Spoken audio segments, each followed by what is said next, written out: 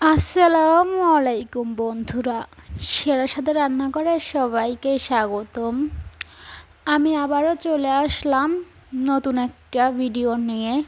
সেটা হচ্ছে বেগুন ভর্তা।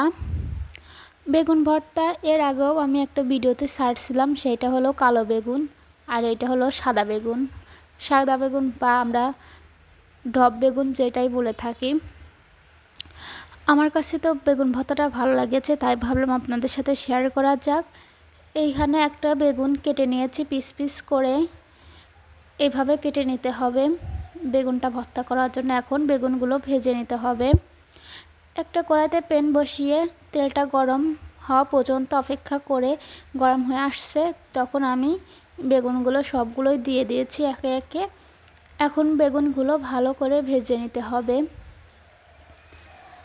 আজকে আমি আপনাদের সাথে শেয়ার করব মজাদার বেগুন ভর্তা। একবার বেগুন ভর্তা খেয়ে দেখবেন, আপনাদের মুখের সাথে লেগে থাকবে। আপনারা শুধু বেগুন ভর্তাই খেতে চাইবেন যদি এই রকম আমার মতো করে যদি বেগুনটা ভর্তা করেন। এখন বেগুনগুলো ভালোভাবে ভেজে নিতে হবে। ভেজে নেওয়া পর্যন্ত অপেক্ষা করতে হবে, সেটা তো জানি, তারপরে বললাম। আমি আজকে দেখাই নাই যে বেগুন ভর্তা করার জন্য কি কি উপকরণ লেগেছে, আমি ভিডিওতেই বলে দিচ্ছি। বেগুনটা ভর্তা করার জন্য টমেটো, রসুন, কাঁচামরিচ, পেঁয়াজ, ধনেপাতা সবই লেগেছে। এখন বেগুনগুলো আমার ভাজা হয়ে গেছে, আমি এখন বেগুনগুলো তুলে নিচ্ছি। আর আমি সব উপকরণগুলোই ভেজে নিয়েছি, আপনাদের সাথে শেয়ার করা হয় নাই। এইখানে টমেটো ভেজে নিয়েছি, কাঁচামরিচ, পেঁয়াজ ভেজে নিয়েছি, কিছুটা রসুন ভেজে নিয়েছি, ধনেপাতা কুচি, পেঁয়াজ কুচি একসাথে মিশিয়ে নিয়েছি। এখন ভালো করে মেখে নিব।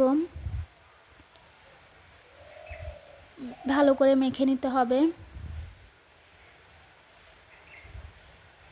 বেগুন ভর্তাটা যে এতটা ভালো লাগবে আমি কখনোই বুঝতে পারি না। আমি খেয়ে তো আমার কাছে সত্যিই ভালো লেগেছে। আর আমার মতো করে যদি ভর্তাটা বানান তাহলে অবশ্যই কিন্তু ভাতটা একটু বেশিই রান্না করবেন, কারণ আপনি যদি বানান তাহলে আপনি পরে ভাত নাও পেতে পারেন, এতটা মজা লাগে। যেদিন আমাদের এই রকম মজার মজার ভর্তা বানানো হয় সেদিন তো আম্মু ভাত একটু বেশি করেই রান্না করে, কারণ জানে ভাত একটু বেশিই লাগে, কারণ খেতে তো অসাধারণ লাগে। অনায়াসে ভর্তা দিয়ে, একটুখানি ভর্তা দিয়ে 1-2 প্লেট ভাত খাওয়া যায়। দেখেন আপনাদের সাথে কথা বলতে বলতে এদিকটা আমি রসুন, পেঁয়াজ কুচি, টমেটো সব মেখে নিচ্ছি। এইভাবেই করেই কিন্তু মেখে নিতে হবে। আমার কথায় যদি কোনো ভুল ত্রুটি থাকে তাহলে আমাকে মাফ করে দিবেন, কারণ আমি ওই রকম করে বলতে পারি না। এখন টমেটোগুলো ভালোভাবে মিশিয়ে নিয়ে বেগুনগুলো ওই মশলার সাথে মিশিয়ে নিতে হবে। আপনারা কে কে এরকম বেগুন ভর্তা খেয়েছেন কমেন্টে কিন্তু অবশ্যই জানাবেন। আর এরপরে আমার কাছ থেকে কে কোন ভর্তাটা দেখতে চান সেটাও কিন্তু কমেন্টে বলবেন, আমি ওই রকম ভর্তা দেওয়ার চেষ্টা করব। এখন সব কিছুই ভালোভাবে মিশিয়ে নিতে হবে, ভালোভাবে মেখে নিতে হবে। দেখতে দেখেন কতটা লোভনীয় লাগছে, খেতে তো তার থেকে বেশি লোভনীয়। আমার দেখেই তো জিভে জল চলে আসছে।